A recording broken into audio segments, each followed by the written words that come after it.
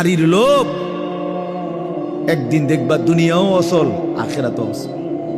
কারণ যৌবনের শক্তিটা, সুন্দর জীবনটা বিবাহের আগেই নষ্ট করে ফেলছে, শারীরিক সক্ষমতা নষ্ট করে ফেলছে।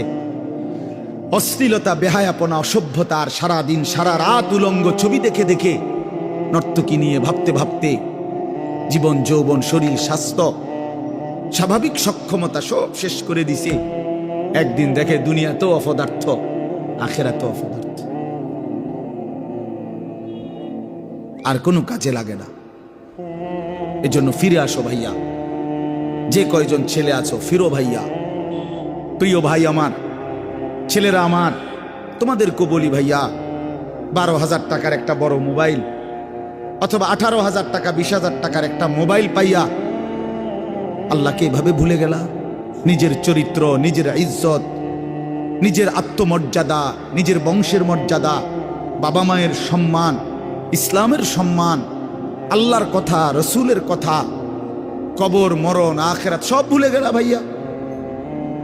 এই মাত্র 20,000 টাকার কাছে এভাবে হেরে গেলা, এভাবে চরিত্রহীন হয়ে গেলা। সারা দিন নাই, রাত নাই। আমাদের ছেলেগুলোর দিকে তাকাইলে মায়া হয়। সারাটা দিন হাঁটে, বসে, চলে, ফিরে, শুধু মোবাইল, শুধু মোবাইল, শুধু মোবাইল, শুধু রাতকে রাত, সারা রাত। ওই দেখেন ওই অপদার্থ কি করে, দেখেন, দেখছেন, দেখছেন ভাই কি পরিমাণ অপদার্থ, দেখেন কি পরিমাণ বেহায়া। চিন্তা করছেন? হ্যাঁ, এটাই জীবন। কিসের ইসলাম? কে বলে, কি বলে? আমার মোবাইল, আমি আছি, আমার মোবাইল আছে, এমবি আছে, চার্জ আছে, খালাস। আর কি, আর কি বলে? এই অসভ্যতার শেষ কোথায়? এই নোংরামির শেষ কোথায় বলেন? আমাদের এই প্রজন্ম গিয়ে থামবে কোথায়? 12 বছর, 14 বছরের ছেলে যদি দিন রাত এভাবে মোবাইল ব্যবহার করে, তার ভবিষ্যৎ কি? তার আগামীর সম্ভাবনা কি? আগামীর পরিণতি কি বাপ?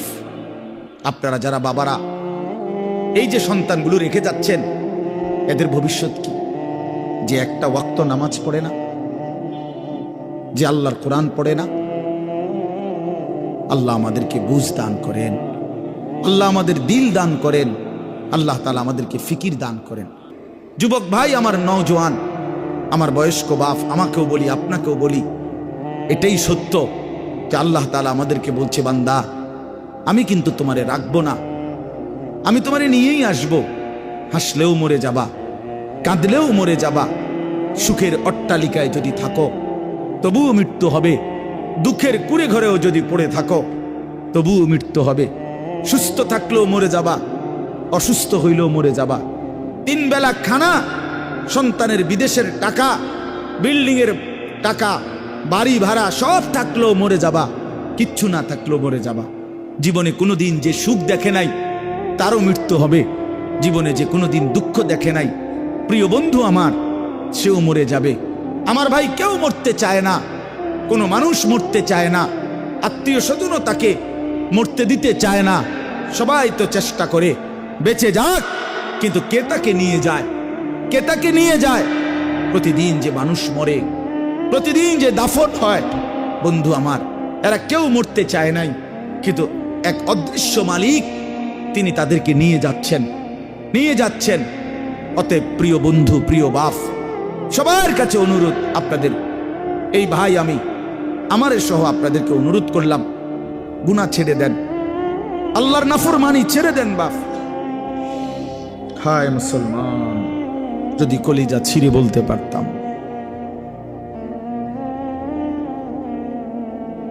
চলো ভাই, এই চোখের এক ফোঁটা পানি তোমার জন্য। আল্লাহ আমাদের সন্তানদেরকে বুঝ দান করে। তোমরা নামাজি হও, তোমরা আল্লাহরে নারাজ করো না, তোমরা রাসূলুল্লাহ সাল্লাল্লাহু আলাইহি সাল্লামকে বেইজ্জতি করো না, বেইজ্জতি করো না, অপমান করো না। নবী কষ্ট পাবে যে উম্মত, আমি শ্রেষ্ঠ নবী, আমার উম্মত তো শ্রেষ্ঠ উম্মত, কুনতুম খায়রা উম্মাহ, তোমরা আমারে অপমান করো না। মালিক বলে, হ্যাঁ তবে শুনো, শিরিক করলে বলছি ডবল ডবল শাস্তি দেব, অন্যায়ভাবে কাউকে হত্যা করলে বলছিস ডবল ডবল শাস্তি দেব, জিনা ব্যভিচার করলে ডবল ডবল শাস্তি দেব, লাঞ্ছিত করে জাহান্নামে ফেলে দেব। তবে যে ব্যক্তি তওবা করলো, আমি আল্লাহর সবগুলো কথায় বিশ্বাস করলো এবং পুরা দমে নেক আমল শুরু করে দিল, আল্লাহ বলেন আমি ওয়াদা দিলাম তার পেছনের সব গুনার পৃষ্ঠা আমি আল্লাহ নেকি দিয়া পূর্ণ করে দিই। যা বান্দা, সাফ, ভালো হয়ে গেছো, সাফ, পিছন ক্লিয়ার, যা পরিষ্কার করে দিলাম পিছন, এবং গুনার খালি পৃষ্ঠা